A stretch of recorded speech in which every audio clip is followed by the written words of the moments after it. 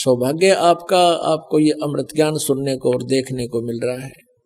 ये छठा स्कंद संक्षिप्त देवी भागवत 414 पृष्ठ पे। जन्मेजय ने पूछा, महाभाग किस युग में कैसा धर्म का स्वरूप है, इस संपूर्ण विषय को विशेष रूप से बताने की कृपा कीजिए। व्यास जी बोले, राजन यह निश्चय है कि सतयुग में ब्राह्मण वेद के पूर्ण विद्वान थे। देखिए व्यास जी कह रहे हैं कि सतयुग में ब्राह्मण वेद के पूर्ण विद्वान थे और उनके द्वारा निरंतर भगवती जगदम्बा यानी देवी का, दुर्गा की आराधना होती थी। भगवती का दर्शन करने के लिए उनका मन सदा ललायित रहता था। प्रत्येक गांव में शक्ति का मंदिर उद्घाटन हो, इस विषय की उनके मन में बड़ी उत्सुकता रहती थी।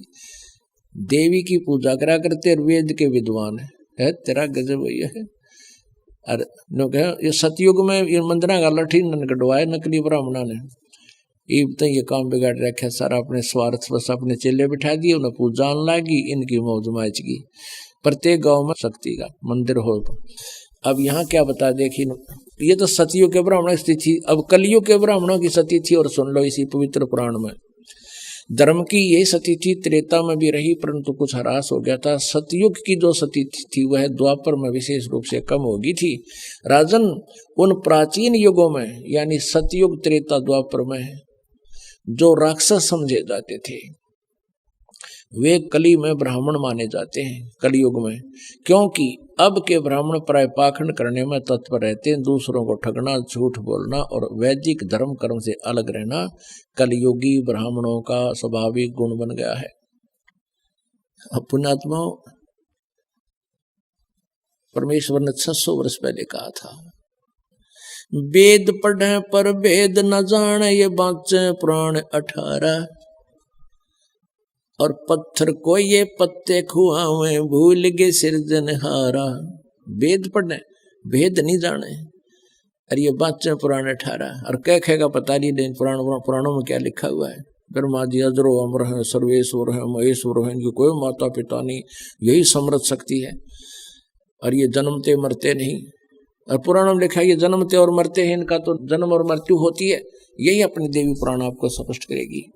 पुणात्माओं, जब तक हम अपने उन पवित्र सदग्रंथों से स्वयं परिचित नहीं होंगे तो हमारे अंदर जो जमा हुआ ये युगों युगों का लोक वेद या दंत कथा हटे नहीं, और इसके हटे बिना भगवान की रुचि बढ़े नहीं तो हमारी इन्हीं में आस्था पड़ी रहेगी। तो दास का उद्देश्य यही है कि आपको रूबरू करा दूं ताकि आप प्रत्यक्ष प्रमाण देखकर भगवान को पहचान सके और ज्ञान समझ सके। और ज्ञान समझ में आ गया फिर तो ये परमात्मा की महिमा बच्चा बच्चा गाया करेगा। और कोई भी नो कहेगा कबीर इज गॉड, अब तेनों का छोड़ किसने कबीर गॉड बना दिया, देख लो भाई, सुन लो, उस कबीर दानक न भगवान बतावे। यानी 1000 लाख करोड़ आदमी ये कहने वाले मिलेंगे।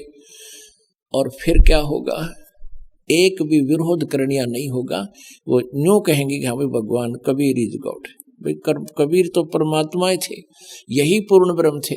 तो उस स्थिति में आने के बाद फिर हम केवल आप जी को परमात्मा के वो ज्ञान महिमा कोड वर्डों में भी सुनावांगे तो भी समझ में आवेगी आपके, और आनंद और अधिक होगा। तो उसके लिए ये खेत तैयार किया जा रहा है, ये फील्ड तैयार किया जा रहा है, सदग्रंथों को रूबरू किया जा रहा है।